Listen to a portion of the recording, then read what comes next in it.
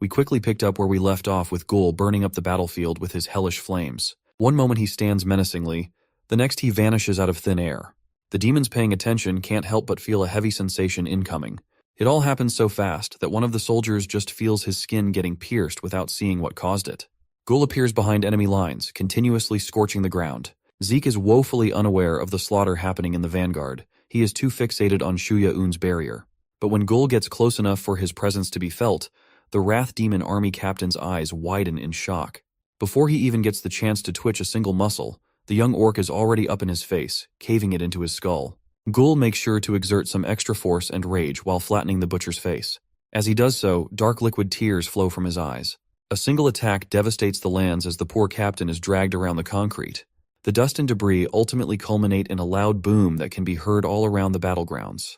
Ghoul stands before his victim, his intensity not diminishing. His right foot is planted deeply on Zeke Kenraki's head, a demon so hyped up only to get bodied by a kid in a few seconds. But I guess Ghoul is just built differently like that. Looking at the demon that killed Chief Garrick, Ghoul's anger flares, and he stomps even harder, causing a loud snapping sound to echo out. The stomp carries with it a raging flame, forming a circle around the execution. Ghoul's flames get so massive and intense that they almost form a fiery cyclone. As the fire grows more and more, so does Ghoul's anger for these intruders. The blood orc inside him is finally awake, and all it took was the killing of the butcher and painting the ground with demon blood. Kaliana turns towards the commotion and can't believe her eyes. Even the soldiers nearby are frozen in shock. Their invincible captain Zeke goes down and out in just a split second. If you listen closely, Ghoul's heart and his whole body are throbbing wildly.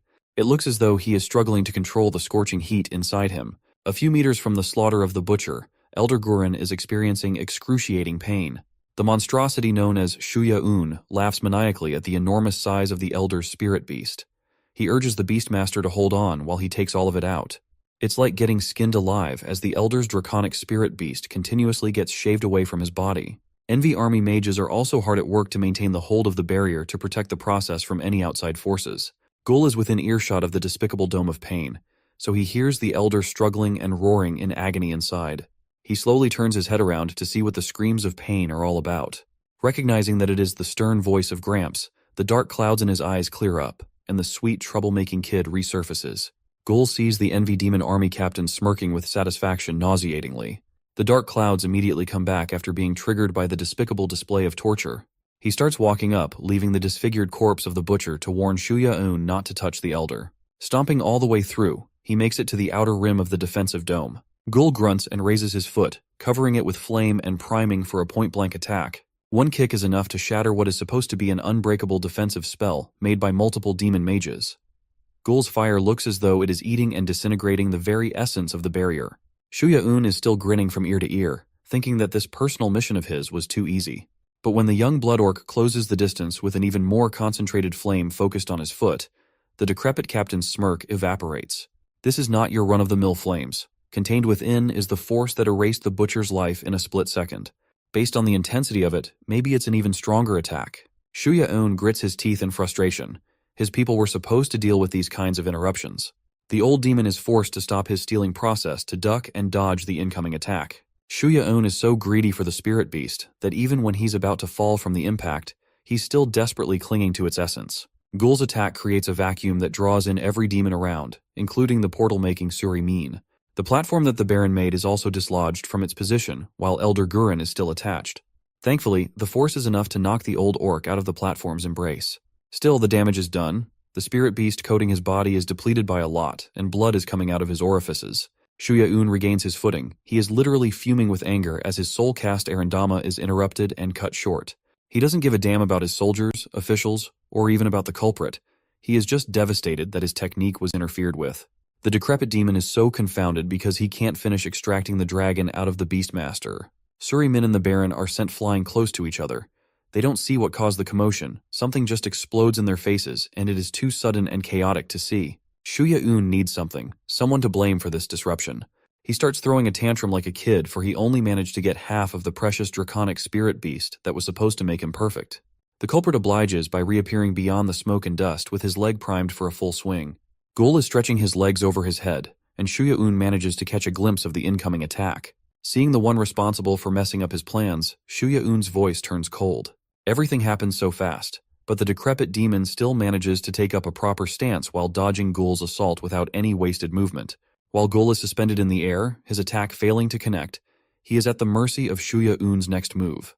The old demon's legs plant deeply into the concrete, trying to increase his momentum. Then with a sudden explosion of strength and movement, he aims for the young orc's side with a kick of his own. It looks as though Ghoul manages to get some semblance of guard up at the last second, but the demon's legs are as big as his entire body. The sheer force from an attack like that is enough to send the young orc flying like a ragdoll heading for the mountains. Dust and smoke continue to rise on the battlefield. For every one of their attacks is just that impactful. Ghoul continues to fly against his will without any signs of stopping while hitting the ground painfully multiple times. When the momentum from the demon's attack starts dying down, Ghoul crashes and gashes his whole body on the cold hard ground. He passes all the corpses of his brethren strewn around the battlefield, swimming in their own blood. Most of them aren't even given the chance to fight back as they are chained up. Will Ghoul be added to the astronomical losses that Puba's village just experienced? The young orc tries his best to get up, gritting his teeth through the agony while the demon slowly and menacingly makes his way to Ghoul's position. It's an understatement to say that Shuya Un is pissed off. Ghoul basically wasted the demon's only opportunity to take every ounce of the legendary golden dragon. Now that's a sin that the Envy Demon Army captain cannot afford to forgive. Ghoul, who had been on a seemingly unstoppable rampage, was now bloodied and beaten. Even Ahmad, that critter inside his mind, had never seen anything like it before. From his throne he urged Ghoul to do better and get his ass back up for another round. The young orc tried, but the bleeding was getting too hard to stop, and Shuya Un was just lurking ominously in the background. If Ahmad were in control, he would love to dole out the pain to the demon tenfold. This was not the first time Shuya Un had seen a blood orc, but the last time was when he was a kid. He didn't expect to see a relic of the past in the form of a kid tonight. He proclaimed that Ghoul had just messed with the wrong demon at the wrong time. Wasting his only opportunity to take every ounce of the gold dragon was a bad move. It was a sin that this hateful demon just could not forgive. Just as he was about to continue threatening the young orc, his heart started beating irregularly. It caused him to shiver uncontrollably. It must be the golden dragon, grew Tom. Shuya Un's body hadn't absorbed the immense power properly yet, and to think that he only got half of it out of the Beastmaster made it even more regretful. Bracing himself, his anger for what Ghoul had done continued to rise. He proudly proclaimed that there's no one in the world that can save Ghoul now. Shuya Un walked forward, his mere electrifying presence terraforming the ground below. The young orc was still reeling from the damage he sustained earlier. He started talking to Ahmad on the verge of tears. He can't do it anymore. He can't possibly fight that big lump of angry demon meat. Ahmad replied with an annoyed voice, asking Ghoul if he had forgotten what these demons just did. What that big lump of angry demon meat did. Recalling the torturous state that Gramps was in, Ghoul's fire started sizzling a little hotter. The dust has settled once again, and the view of the chained up and slaughtered orcs became visible. There are those that died of blood loss from dismemberment. Some were killed by painful concussive blows. Ahmad asked him again if this was the extent of his rage. The blood orc inside Ghoul knows that it's not. They're one and the same after all. The only way to vengeance is to massacre all the demons like they massacred the villagers. Ghoul felt the raging emotions inside his mind and started trembling. Ahmad has presented him with the only way to sate the rage burning up his body. It effectively gave the young orc a second wind. A much stronger and feistier round was incoming. Just as the flames of hatred consumed Ghoul's tiny body, Ahmad's face contorted to a devilish laugh, seeking only vengeance. He cackled like a maniac while watching Ghoul become consumed by his whispers. What comes after the initial explosion of fury is a serene stillness in the middle of hellfire. Ghoul lets out a long and steady breath, centering himself as the calm before the storm slowly passes. When he opened his eyes, he pushed his body and legs to the limit and burst like a bullet out of the barrel of a gun. Shuya was already expecting that the little one still had some gas left in the tank and responded with a bum rush of his own. The lunatic even looked like he was enjoying this fight way too much. His left knee has been extended out to deal some serious damage in one blow. Ghoul easily stopped the seemingly unstoppable momentum with his own leg matching the captain's power. The immovable object has collided with the unstoppable force.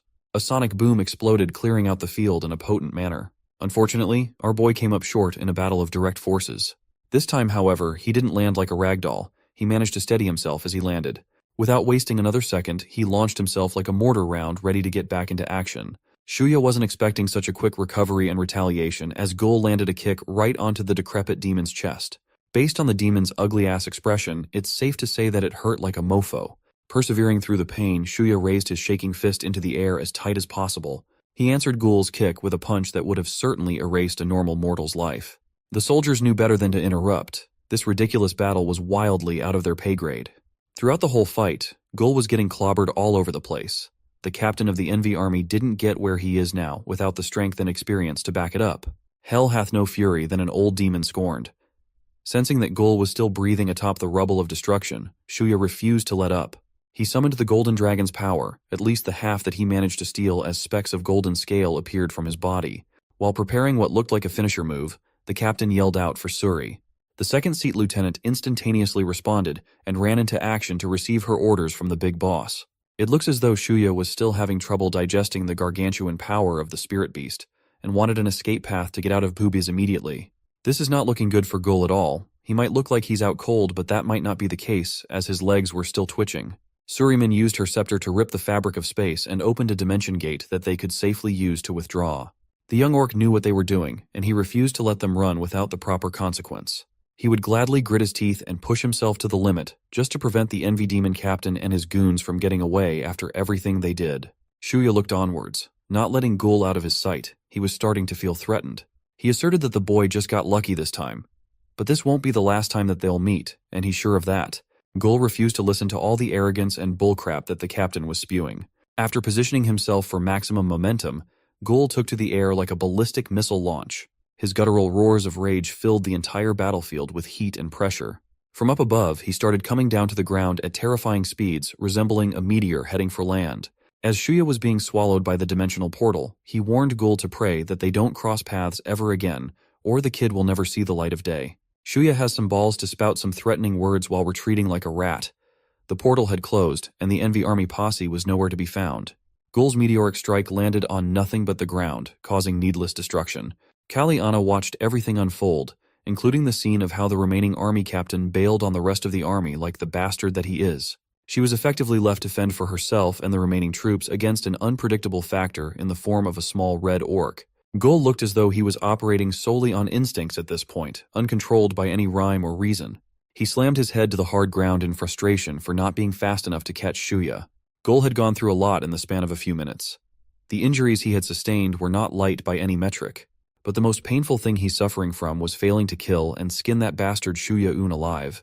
The emotional scream of regret, pain, and defeat resounded around the battlefield, shaking the very ground he was kneeling on.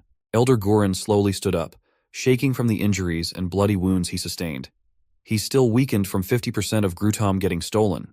He tried his hardest to open his eyes and saw little Gul agonizing with tremendous pain.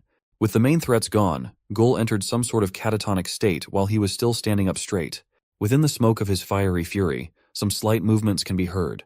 The mages of the Envy Demon army have been left by their boss after risking their lives for the barrier.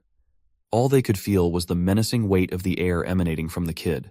As soon as they tried to follow their captain's example and escape the battlefield, the unmoving Blood Orc swiftly sensed their movement. Gul focused his remaining strength at the tip of his toes and took off with lightning-fast speed. Wrath and Envy Demon soldiers alike were trying their best to leave this forsaken battlefield while they still could. Unfortunately for them, there's a little orc hungry for demon blood. Gul's first target was woefully unaware that he was about to breathe his last breath. A kick with unimaginable momentum and weight behind it sent the poor mage spiraling into the air with a crisp sound. The demon's head was planted into the ground, his body unmoving and lifeless. Another one looked at the little red killing machine with debilitating fear in his crooked eyes.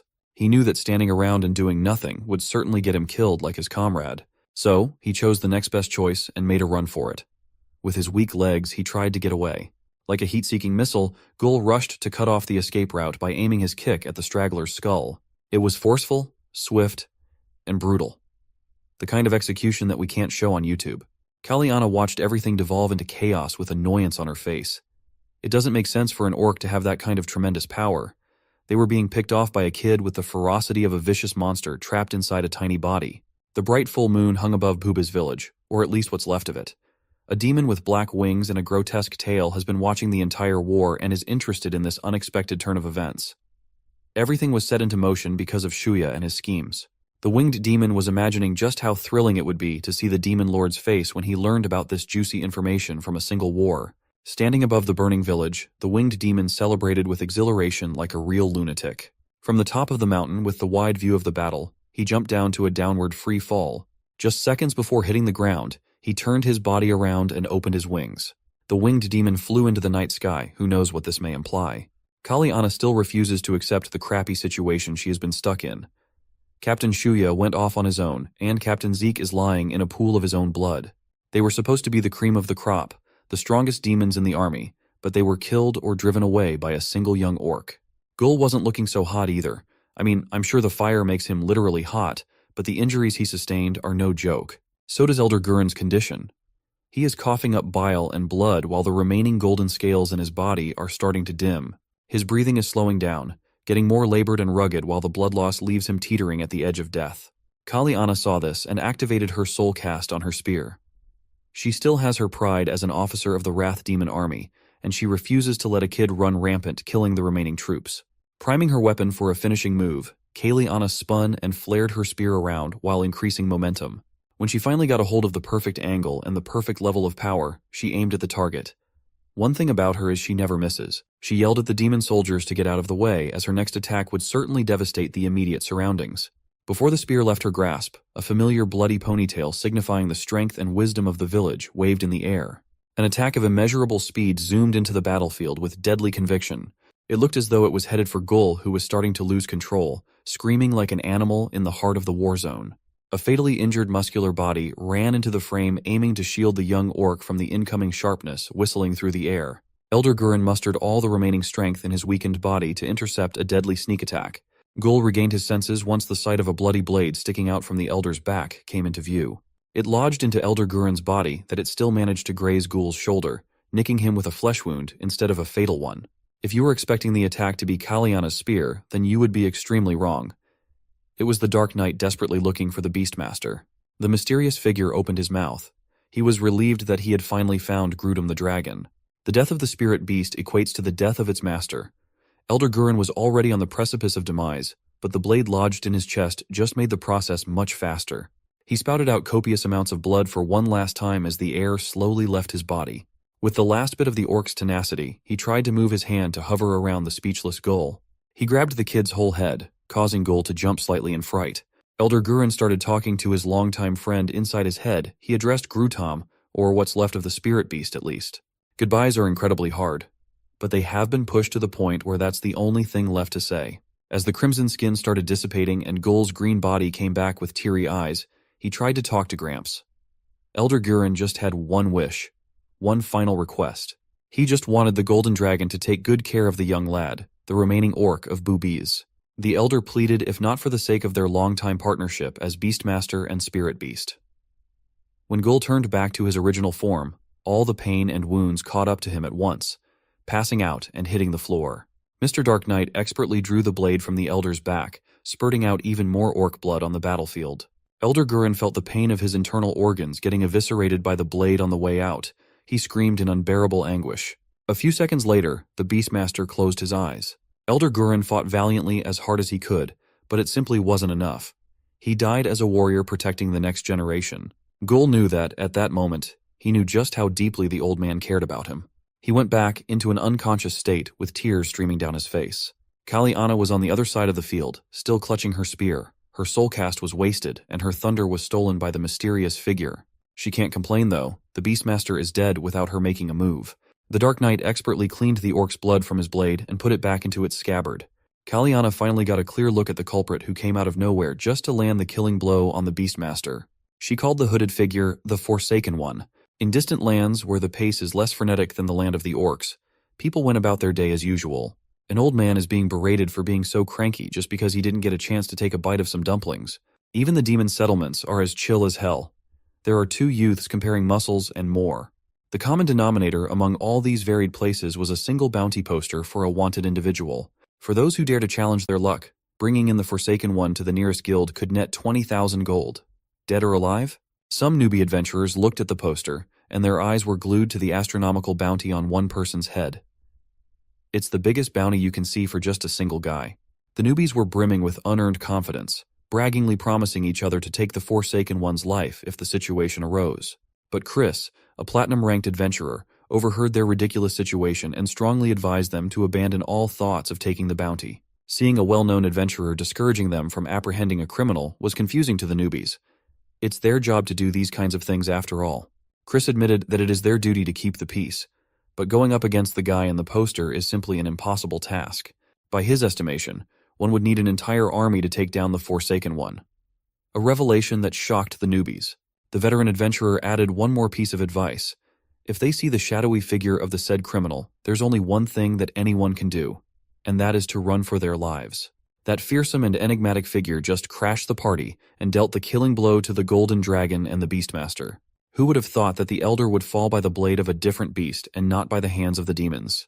To make matters worse, an Envy Army soldier mage started screaming a warning for the remaining troops that Dark Elves had arrived. His loudmouth earned him a vicious blade on the neck, killing the bastard in one hit.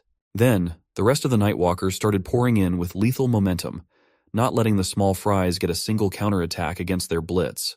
Commander Camuriel made her entrance with a flare, landing like a superhero on the ground. Her orders to her elite crew were simple: let no one come past them alive. Spill demon blood everywhere.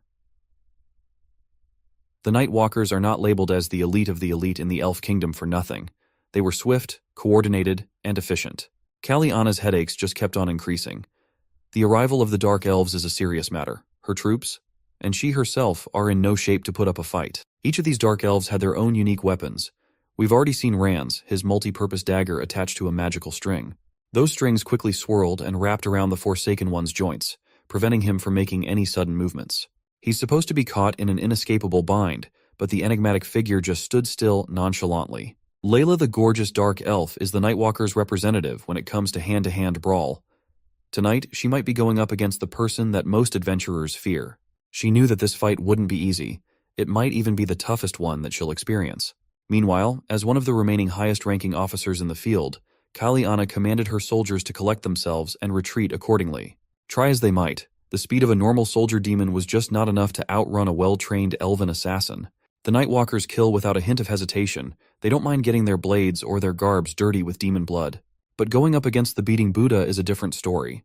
That old demon's strength is in a league of its own. Quick kills are out of the options and defense is necessary. Foch knew that, and he started doing what he does best, going on a rampage with reckless abandon. The unlucky Nightwalker that received his forceful attack was sent back a few meters away with his sword shattered. Kaliana saw this as an opportunity to make use of Klaus de Bell to carry on the momentum that Foch created and push the reinforcements back. Klaus swiftly obliged, busting out his elaborate horn to blast some menacing tunes. He screamed at the other end of the horn with gusto. His voice was amplified by multiple times blasting out a sonic boom that interrupted the Nightwalker's seemingly unstoppable push and slaughter. Kali spotted one of the remaining Envy Army mages and ordered him to provide some cover. The demon army respects hierarchy, regardless of their creed and mortal sin. The Envy Army mage immediately followed the instructions of the lieutenant with no questions. Another one of the surviving mages joined in, and the duo conjured a smokescreen that enveloped the entire battlefield. As the smoke thickens, we see Kaliana calmly retreating amongst her troops who are running for their lives. When the Nightwalkers finally manage to bypass the cover, their weapons are drawn and they are ready to chase and kill. But Commander Camuriel had to disgruntledly order for her crew to stop as there was no need to go after the cowardly demons. That's only because they have an infinitely more concerning matter at hand to deal with. Layla seems to know the Forsaken One, grimly asking the enigmatic figure just why in the world he came here to join a war. The rest of the reinforcements from the Elf Kingdom had arrived, and the rugged hands of the blacksmith started shaking in disbelief as she touched Chief Garrick's lifeless body. Gulfin has arrived just a tad bit too late with her spirit beast, and she refuses to believe that the strongest orcs of their tribes were dispatched so brutally. Her tears could not stop flowing from her eyes as muffled screams of mourning agony filled the air. Then an idea came to her mind. Where in the hell was his son? Where in the world is Gul? Gulfin's motherly instincts were quickly triggered as she dashed off to look for her precious son. She arrived at the heart of the war zone where Elder Gareen's bleeding corpse and Gul, with his head swimming in a pool of blood, were located. First, it was the chief's death. Now it's her son who's in critical condition. Ran also made his way to the tragic reunion of mother and son. She checked Gul's vitals and assured Gulfin that the kid was still alive, just unconscious. Based on his savagely destroyed face, it's evident that the young orc is suffering a great deal of trauma all over his body. With a sliver of assurance that her son's still fighting for his life, Gulfin's grief turned into unbridled anger towards the Forsaken One. She just wanted to go in there and punch the lights out of the enigmatic figure for appearing in a place where he wasn't welcomed at all. Thankfully, Layla was there to stop her from doing anything rash. Gulfin understood that this is not the time to let her emotions consume her, but it's still hard to hold back when you see the people you love in such conditions. The Forsaken One finally made a move, a swift one at that. It was so fast that it felt invisible, When he slowed down, he was already sheathing his sword as the magical strings were cut into pieces. Then he walked ever so slowly, each step carrying an indomitable weight. The Nightwalkers braced themselves, but even they were unsure whether they could hold a candle against such a menace. The Forsaken just casually walked past them, not drawing his sword or doing anything outrightly threatening. Ran was infuriated.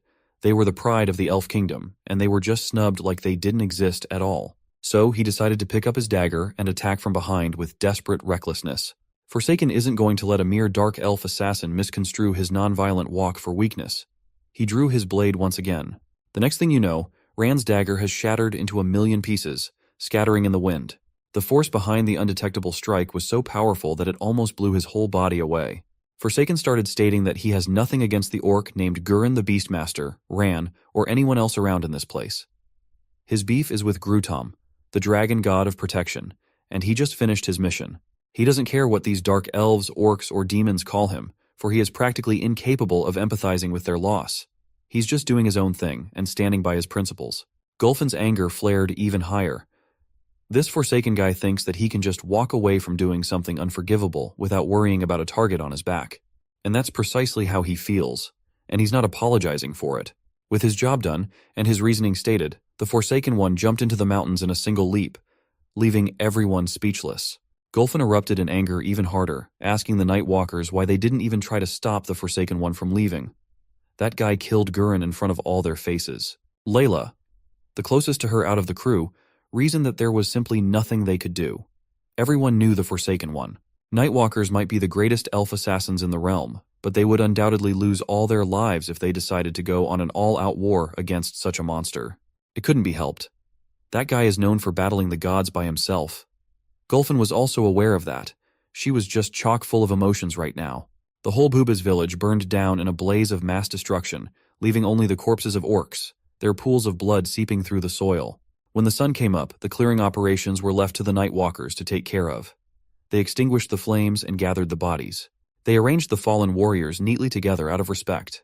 The Dark Elves took everything of value that could still be salvaged from the destruction and piled it up in one place. Gulfin took a piece of cloth and wrapped it around her son's unconscious body. She fashioned the cloth into a carrying hammock so she could move Gul to a safer place. The only remaining unburnt building was located at the highest point of a cliff. In there, Gulfin saw something that almost broke her completely. Corpses of orcs, the neighbors that she grew up around, bloodied and mutilated by the heartless demons. At the forefront was Gul's Auntie Jiram, lifeless and covered with her own blood. On the other side was the familiar yellow uniform that the doctor's assistant always wears. She was surrounded by the earth formations beckoned through the newly acquired spirit beast. From a single glance, Gulfin could already tell that it was that sweet girl, Dura. Behind them were the rest of the orcs, the young, old, and the disabled. Those who didn't directly participate in the war were crushed just for the hell of it all. Gulfin crouched down to pick up a kid's toy. Layla couldn't believe her eyes. The cruel demons massacred innocent people, including children. No one deserves this meaningless war. Ran has always been someone deeply connected with his emotions. Right now, what he was feeling in his heart was so unbearably painful that it was manifesting physically. He kneeled and told Gulfin that he was accountable for the terrible things that happened in this village. He knew that had he not come here to seek refuge, all these meaningless deaths would not have happened. The Dark Elf knew that it would be brazen of him to ask for forgiveness, but his heart just couldn't take the guilt. So, now all Ran could ask is for Gulfin to make use of his life for what she lost. Layla interjected that her comrade had already sworn his life to Lord Jeshurel, but all he can offer to atone for his blunder is his life and will. Ran is willing to accept any degree of punishment if it would ease the pain of the grieving Gulfin's heart. Her voice ran cold. She asserted that committing mistakes is one thing, but there's nothing in the world that could ease the pain she's suffering right now. Nothing in this world can give innocent lives back. So Ran can go ahead and let that guilt rot his freaking soul. That's the least that he can do. Walking away, Gulfin carried Gul out of the sight. After reaching the battered house, Gulfin's tough persona finally slipped and a mess made of tears was revealed. Even if she's anguished, they're short on people, so she had to pull her weight and pull the corpses out of the place using a wooden wagon. Thankfully, Layla was right outside, waiting for Gulfin to pass by. She wanted to at least take care of the injured Gul in the meantime. Times like these remind us that at the end of the day, Gul is just a kid. His home was destroyed, and his blood orc form could strain his body. It looks like Layla has an idea to ease some pain that the young orc was suffering from. She climbed all the way up to a cliff face where an old and massive tree was located. Layla gently laid Gul down on top of the roots of the old tree. Then the chanting starts. "O great god of the forest, grant us the gift of nature to restore what is shattered." She sent her praises to Kaz Og Bhutan. Instantaneously, the green and luscious leaves of the massive tree started to wither and die, drifting to the wind. Layla has beckoned a spell that trades the tree's life to hasten Gul's recovery from the injuries he's suffering from. When Layla handed the kid back to his mother, she explained that she helped close some wounds and regulated the pain. Now Gul's just in a deep slumber as he needs to recover. Gulfin thanked her for helping and continued hauling the dead bodies of her people. Seeing Ran standing up front, following her around like a lost puppy, Gulfin's scowl deepens. Ran is racked with guilt and just cannot move on without making things right. Gulfin finally gave in, albeit in the most Gulfin fashion. She harshly yelled at Ran to move his ass and find another cart to haul the bodies downhill. It's a rough start, but it's a start. The Nightwalkers have turned their attention to the dead demon bodies now. Gulfin's sadness was apparent in her eyes as she and Layla gently lifted Elder Gurin's body from the ground. While they were about to line his body up along with the rest of the village, the sounds of cavalry started booming. If you were expecting horse hooves, you would be disappointed. If you were expecting sharp claws, then you're in the right place. Another orc tribe has arrived, coming all the way from the mountains with their wolf mounts. They are the supposed orc reinforcement from Butte village. They are awfully late if you ask me. Gulfin was just glad to see a familiar face in the commander of Butte's reinforcement unit, an imposing orc woman, a real warrior. Hearing the emotional rundown from the blacksmith, the commander instructed her army to help with all the work that needed to be done. The burly orc soldiers worked with a heavy heart, apparent from the weight of their swings as they gathered some logs for the dead. Some were on rope duty and some were on hay-related tasks. When the sun had gone down and the moon hung bright, Gul had woken up, but the deeper wounds of yesterday's battle were still fresh. Butte orcs worked hard to make individual deathbeds for every corpse that the demons killed. Before the burning of the pyre occurs, some words are said in recognition of the fallen heroes. Gurin the Beastmaster was once a ferocious orc. He protected the peace that the orcs had enjoyed for hundreds of years, along with his brave warriors. And now he's dead. The legend has come to rest. The only ones to blame here are the demons that mercilessly killed so many innocent people just for the sake of feeding their own damn greed. Butte commander urged everyone present to remember this day, all their brothers and sisters. The atrocities that befell Bubas will not go unsettled. Turning their targets to the demons lit a fire in every warrior's heart. They all shouted their war cry in unison. As Gul watched the fire consume the people that he used to know, he couldn't help but feel like he failed them. He failed them, and they paid with their lives for it. Especially Gramps Gurin and Chief Garrick. They believed in Gul to complete the objective and save the tribe from annihilation. He failed his perpetually angry auntie. He didn't even see her at the last moments. Gul felt the crushing weight of letting his brother and sisters down, even including the other kids on the block. He suddenly remembered the last thing that his auntie said to him before going on an adventure. The waterworks just kept coming, covering his face with tears and snot. Auntie just wanted him to get back home alive, and now she's gone. Elder Gurin's body lay on top of a haystack as it burns hotter and brighter. He looks at peace. Then Gul remembered the arrogantly twisted expression of that demon army captain as he stole the spirit beast out of the old orc. If he remembers correctly, that decrepit demon's name should be Shuya Un. That's the guy. That's the reason why all these bodies are burning at the pyre. His grief and sorrow steadily transformed into a pure form of hatred and fury as more and more of his people turned to ash. Meanwhile, back in the Elf Kingdom, Khal Mors was still en route to Pubiz with his full gear on. His stamina had been zapped for quite a while now. But at least he was almost there. Almost out of the Elven Kingdom border. Just from a single glance, you could tell that this guy wouldn't last long at all. His legs were all wobbly already. He was huffing and puffing for air like he just ran a marathon without proper training. Finally, this forgettable character crashed out, kneeling to the floor, weakened and thirsty before even getting out of the elf territory. He desperately screamed for Layla, but his voice couldn't travel that far. Besides, there were more important things to do in the ruins of Bubiz. Now let's turn our attention to a character that actually matters. Lomi and her wild talons, lustrous shoulders, she's truly a perfect specimen of the bird species. She was the white blur that left everything in the dust. This time, however, a familiar face spotted her while running around.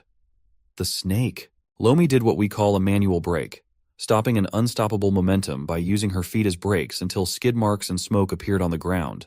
She did such a masterful maneuver on account of seeing something beautiful out in the wild. It was a worm, a real live one, just crawling on the ground as if teasing Lomi to take a bite. The last time Lomi encountered an opportunity like this, she failed to grasp it because of some bird-on-bird interference. But it was different now. She was stronger and faster. Just look at those chicken muscles. The bird started gliding through the ground at breakneck speeds.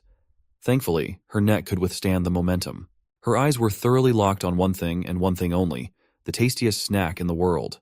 This time, even without her dark elf master calling the shots, Lomi's supercharged quick attack was still as crispy as ever. The gummy worm-looking worm was just chilling on the ground, minding his business and whistling to the tune of the serene woods. That piece might be ending soon now. A pervading feeling of dread consumed the worm in an instant. Lomi and her hungry mouth were already open, ready to scoop in the snack of the gods, the chicken gods specifically.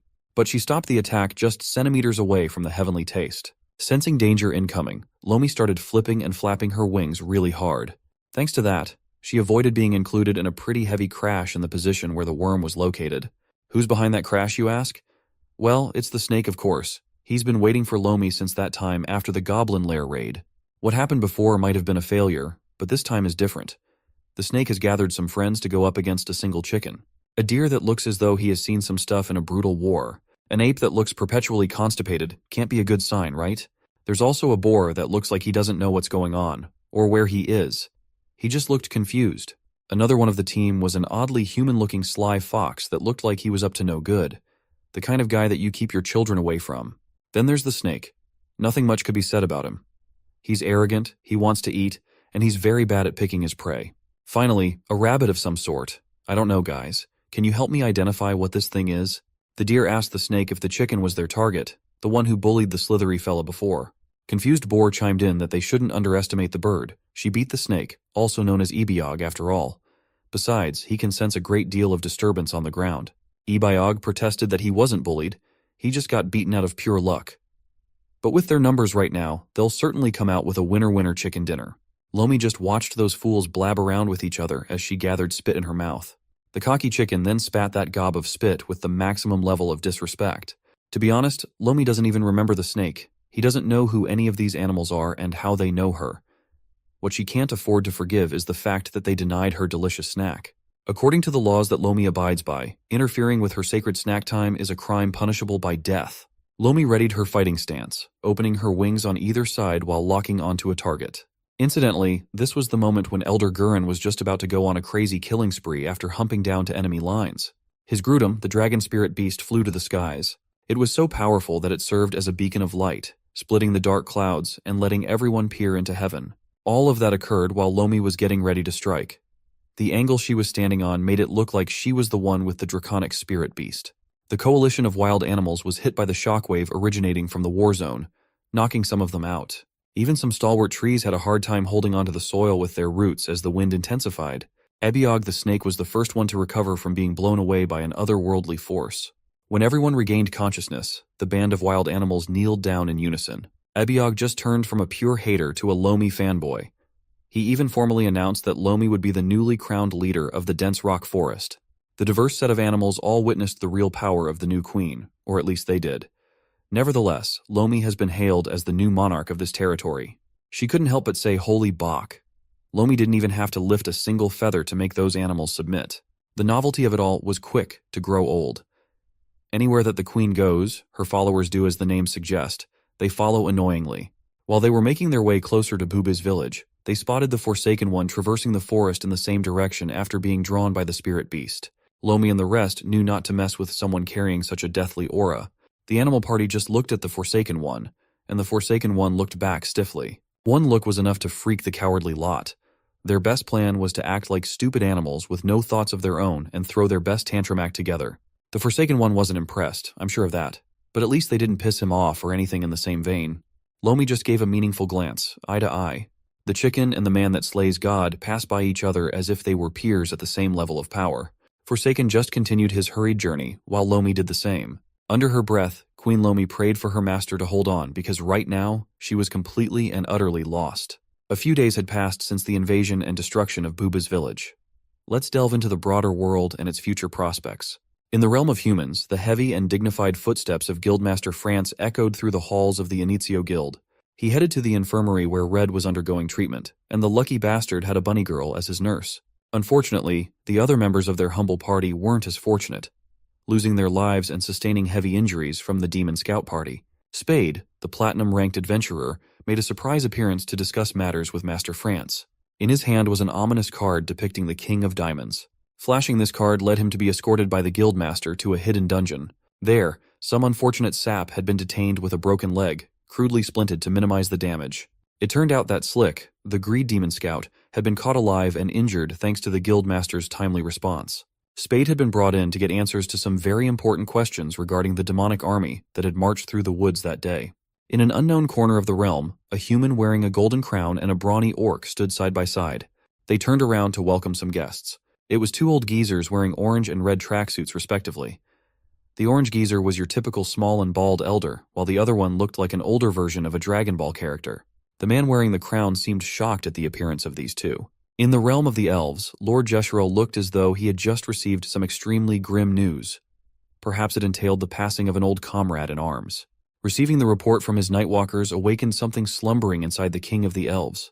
He swiftly gathered the strongest and brightest that his castle offered, a roster of 5 impressive-looking generals. There was a woman swordsman who looked like she dominated men for fun. Another one looked like she had the ultimate paladin build with the matching seriousness to boot. On the other side was a young man in golden armor. He might have looked younger than the rest, but he looked like he could get things done. The other armored knight looked like he had been through some tough scuffles in the past with all those battle scars. The last of the 5 generals wore what looked like a deer skull mask, but that didn't hide the impressive physique under the armor. Back in the little village plagued with goblin problems, things had settled down after the destruction of the lair. Osan and Rashan were back to their peaceful farming life. Miss Reika shone as brightly as the day before she was kidnapped to be a human sacrifice for a pagan goblin ritual. Speaking of goblins, it seemed like the remainder of the dead king's crew had somehow survived. They were still as lively and rowdy as they were when they tried to adopt Ghoul into the group. Few factions were aware of what happened to Boobies, and one of them was the supposed reinforcement troops from Butte. The orc on the throne of Butte had just received news of the neighboring village's demise, and he wasn't pleased at all. He was so pissed off that he cracked the letter cylinder in half with his strong grip. The troops that arrived late had a somber look on their faces as they gathered the blades of their fallen kin. Gulfin had never stopped working to give her people the passing rituals they deserved for fighting tooth and nail until the end. On top of the cliff, in front of the old tree that had withered and died to heal Gul, the weapons of the fallen soldiers stained with demon blood were displayed. Gulfin kneeled down and gently rested a hammer on a platform. Gul followed the lead of his mother and carefully placed a meat cleaver on the pile of memories. This was their way of honoring those who had passed while fighting until the end. Auntie Jeram's butcher's knife was front and center on the platform. Now that everything is done, the neighboring orcs must grieve and regret in their own way. They packed their bags and went back to Butte with the thought of how fragile an orc village could be against forces outside of their understanding. It seemed like the Nightwalkers were also preparing to depart now that Boobiz, or at least what was left of it, had been taken care of. Gulfin didn't make a fuss. She was practically numb from the pain of burying neighbors, peers, and loved ones. She just waved at the Dark Elves in farewell. Commander Kimuriel gave a sincere bow, full of unspoken thoughts that both parties understood. With their mission in the Orc village finished, the elite assassin crew of the Elven Kingdom was now heading back to wherever the Lord's orders took them. Gul was still recovering from his injuries. There were still wounds all around his body, and he was having a hard time walking. The boy was resting at the end of the wagon. Who knew where the Wheel of Fate would take this small group? That must be one of the things going through the young orc's mind right now. Gul had been changed. After seeing what he saw in the war zone, could you blame him? Now, how about peeking at the side of the demons, where Vice Captain Isel Wright had made some semblance of recovery? At least he had regained the sharpness of his stares. Foch, the beating Buddha, had returned to his peaceful old man state. Klaus de Bell still looked and acted the same. Kaliana was quite different, though. She had led the remaining troops to safety after the Wrath army incurred some heavy losses, including their big boss. Standing at the top of the demonic food chain was a man with an immeasurable aura when you placed him on the cool scale. The demon on the throne simply proclaimed that someone had committed a grave sin against their creed. I would recognize the trio being accused of committing atrocities in the previous invasion. Suri Min, the Baron, and their scumbag of a boss. The demon on the throne demanded a detailed explanation from his pet winged demon, straight from the Envy Army captain's mouth. If you thought that Shuya Aoun would go back to being a decrepit old man from being a literal purple Hulk, then you're wrong. The bastard had turned the clock back to look like he was a lot younger and more buff than he was before. Envy Captain Shuya Aoun would be a problem. I could already feel it. Every time Gul closed his eyes, the image of Shuya Aoun draining the Elder's spirit beast out of his body played out in the young orc's mind. He felt utterly helpless. Gul just wanted it to stop. His teary eyes and innocence made it hard for him to witness such inhumane acts. He screamed and pleaded for the old man's suffering to cease, to no avail. The screams of agony got louder instead. In Gul's dream, the longer it went on, the redder and bloodier the floor he knelt on became. One moment he saw Gramps being torn apart by a sinister demon. The next, he was in the field, surrounded by corpses piled up by the invasion. Then he was back with Elder Gurren, Shuya-un not in sight, but the damage was done. Blood had been spilled, and the pain could not be taken back anymore. Gul remembered the cranky old man's pleading last words for Grutom to please take good care of the young lad for the sake of their long-running partnership. The kid still didn't understand it right now. In his mind's eye, Shuya-un looked even more grotesque than in real life. A monster that would always linger and make him worry about the day the demon attacked once again. The series of disturbing imagery was literally cut short by the unfathomable sharpness of the Forsaken One's blade, spilling orc blood and putting an end to the cursed war. Gul opened his eyes, bawling his eyes out after experiencing such an intense dream. The people around him were mortified for the boy.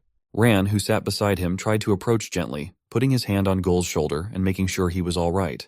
Gul realized he was just stuck in a hyper-realistic dreamland of what happened that night. He chose to tough it up and said that he was fine. Layla and Gulfin didn't buy that for 1 second. He'd been crying and screaming in his sleep. His mom just took him into her embrace, and Gul started whimpering again. When Gulfin assured him that it was okay not to be okay, the young orc started turning into a sobbing mess, crying even harder. The poor boy had been thoroughly traumatized. Thankfully, he had his mom by his side now. She was certainly a big help in comforting Gul, even though she was also suffering from all the losses. Their wagon finally reached Butte, the definitive orc city. It was an orc settlement much bigger than Buba's village. Their architecture leaned on the edgier side, but their walls were tall and strong. The wagon slowly entered the city, escorted by multiple soldiers. Some citizens waited by the entrance, looking forward to the arrival of the reinforcement unit they sent out and the guests. Dak Tunder, the chieftain of Butte, took the time to personally come out of his office to welcome the newcomers with open arms. But the circumstances didn't really merit celebration. Gulfin, Gul, Ran, and Layla hopped out of the wagon to properly pay respects to the city's leader. Dak Tunder might have looked like a brute, but he and his crew were very respectful and returned the gesture. Gulfin broke the silence and personally gave the chieftain the rundown of what happened in the war. Seeing that Elder Gurren wasn't aboard the wagon, Dak reckoned that even the Beastmaster didn't make it out of that hell alive. Gulfin recalled how the cruel demons burned Bubiz to the ground with reckless abandon, how they killed every last orc, scouring the entire area and even slaughtering children. Dak put his hands on her shoulders with a comforting tap. His palm was big and strong. Then, he tightened his grip to signal that he understood. The chieftain's one regret was that, despite his incessant urgings, Elder Gurren seemed fully intent on cultivating a culture of peace, rather than preparing his men for battle, keeping them sharp. As a result, he effectively threw away his life and the lives of the people he was supposed to protect. Hearing that from a stranger didn't sit right with Gul. How dare this bastard badmouth the elder, tarnishing his memory? As he clenched his crutch, Chief Dak was amused to sense some anger directed at him. He didn't rebuke or scold Gul. In fact, he liked the fact that the kid had some anger inside. That's because Gul's not the only one angry here. Everyone is. And here in Butte, they had been prepared for anything for quite some time now. Dak increased his volume, letting everyone nearby hear his next words. A proclamation that the orcs of Butte were always prepared to fight for the honor that was once taken from their kind and trampled upon. He wanted Gulfin to hold him to his next words. A promise that they would strike back against the demons that had caused everyone too much grief and suffering over a single night. Dak Tunder raised his hand, urging his people to sound their war cry, bolstering their morale and pumping up the crowd. Huga Baruga, forever. The first place in Butte that the party swung by was the Butte Smithy. It was extremely different from the ones in the Elf Kingdom and the janky one back in Bubiz. This one was grand and intimidating. Inside was Butte's resident blacksmith and Gulfin's longtime comrade, Garothmuk. Seeing a familiar face cheered her up for the first time in a while. She had collaborated with this guy smithing all kinds of weapons in the past. He noticed that she didn't come alone. Being accompanied by dark elves was quite weird, as Ran and Layla's kind were rarely seen in these parts of the world. The well-trained Nightwalkers immediately bowed respectfully, extending their greetings to the resident blacksmith of this impressive city. Garothmuk was pleased to interact with a respectful lot. But there was one more visitor that he didn't recognize, a little kid just standing there silently. Gulfin kneeled down and properly introduced her son to Garothmuk. The kid didn't even move a single facial muscle. Garothmuk also kneeled down, checking Gul out from head to toe. He didn't know that Gulfin had a son, but the kid was too skinny. In Butte, muscles were everything. She decided to slam her buddy's back with as much power as she could put behind a casual slap in the back. It looked like they would be staying at the smithy for a while, so Gulfin wanted to see their rooms. Gareth Muck quickly answered back with a slap of his own, laughing as he pretended to almost forget to show them their accommodation. It was all fun and games for the two of them, though. For Gorothmuck, it was an honor to have such a legendary blacksmith stay at his humble smithy. While she went for a tour, Gul wanted to go out for a bit. Gulfin understood. She gently reminded him to try his best not to get lost. Ran wanted to accompany Gul outside, but the young orc insisted that he needed to be alone for now. The dark elf was taken aback. Since when did this kid start talking this way and being so sullen? So Gul headed out to explore the city with nothing else on his person other than the wooden crutch. He took in the sights and saw the burly orcs of Butte. He saw just how similar this place was to his home. Gul walked and walked until he reached the city gates. There, the gate guard double-checked if he would be fine outside the city. The kid respectfully answered that he would. Mr. Gate Guard took a second to look at Gul and think. At the end of the day, he let the kid wander off outside. He looked like he desperately needed some alone time. The topography and ecology near this orc settlement were foreign to Gul. He passed by animals that he didn't recognize and traversed stretches of land that he'd never seen before. A colorful bird kept following him through his journey of silent contemplation. It was all serious and meditative until the bird landed on his bald head, chirping aggressively. When the colorful bird finally flew away, it left a nice little gift on Gul's head. A very stinky one. Even that tomfoolery wasn't enough to break Gul out of his pensive state. He just kept on walking with bird poop on his head. He entered a wooded area, and it seemed like something was there. Gul had walked so far for so long that the trees shading him from the sun had become a canopy obscuring the moonlight. He finally grabbed the bird poop on his head. The old Gul would have made a scene about it. He had come far to the point where he didn't recognize this magical place at all. He looked at his hand, some doo-doo remnants still stuck on his head. It looked just like a tiny Hershey's kiss. After tossing the bird excrement aside, Gul happened upon what looked like a fairly tall hill. Seeing the elevation rise in this area reminded him of the days when all he could think about was conquering the highest places around Boobies to scream his heart out. In hindsight, those might be his best memories. The feeling of freedom that shouting your name into the boundless expanse of the wilderness is unmatched. He remembers his cheesy monologues about how this magnificent view is only reserved for the greats to see, and soon he shall journey to the lands beyond the horizon and be known as Gul, mighty conqueror of mountains. Saying those ambitious words gave him a boundless sense of happiness. But calling himself Gul the Great right now just sounds like the biggest and worst joke possible. Maybe great at getting lost would be a more apt description. All that self-deprecation and the slow decline of his confidence in himself literally tripped him up for being distracted. But it was more like a kick straight out of the afterlife from his favorite auntie. Gul grimaced. Now he was sure that he was really lost. He looked angry, but at least he didn't look empty anymore. He threw his crutch away. It's just a reminder of how weak he truly is, so good riddance. Gul continued to walk deeper and deeper into the mysterious woods with the light of the fireflies as his guide. It's already dark, and by this time Auntie Jerome would be getting ready to kick his ass back home if he fails to bring a single wyvern egg back. For a moment, he really felt like he'd get scolded, or he'd get chased by a meat cleaver as always. But no, that won't happen again. Gul started sobbing uncontrollably, realizing that things would never be the same. Boobas had been wiped out, and along with the orcs were the memories and the routines that he knew and loved. Snot and tears obscured Gul's vision as he continued letting it all out. Unbeknownst to the young orc, two figures are hiding in the background, observing. When he got close enough, Gul started noticing that something was amiss. He looked at the two hidden figures, and it looked like they were more scared of him than he was of them. They stepped out of the dark, revealing some sort of fox-humanoid hybrid. The bigger one has tattoos and the smaller one wears light armor. Upon seeing what they looked like, Gul was all the more surprised, shocked, and scared at the same time. The fox duo held each other in fear of what was to come, not realizing that they're all just yelling in fear for no reason. After a few minutes, things settled down. The light fox was chill. They just got startled by Gul's sudden appearance, that's all. They even picked up his discarded crutch along the forest trail. Light Fox urged Gul not to throw things away all willy-nilly, for he was hit by the crutch and incurred a nasty bump on his head after being hit out of nowhere. Gul could only scratch his cheek coyly and apologize to his new bra. Heavy Fox shifted the conversation to the young orc, asking him what he was doing in this spooky place all alone. While they were at it, the Heavy Fox wanted the Light Fox to prepare a fire as it was already getting chilly. It was about time they set up camp anyway. After making a proper bonfire in a decent clearing, the three shared a few moments of peaceful silence, just taking in the heat of the fire and dispelling the chill. Ghoul broke the silence by saying he'd never seen talking dogs before. Being labeled as dogs immediately offended the duo.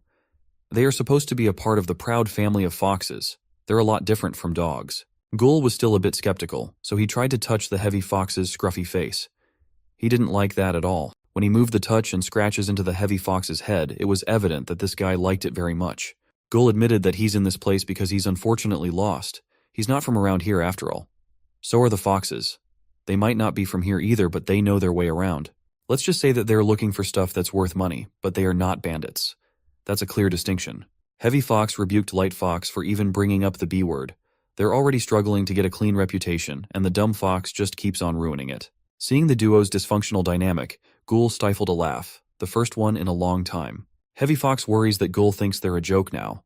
Well, it's not much of a loss since the Orc Kid is carrying nothing of value.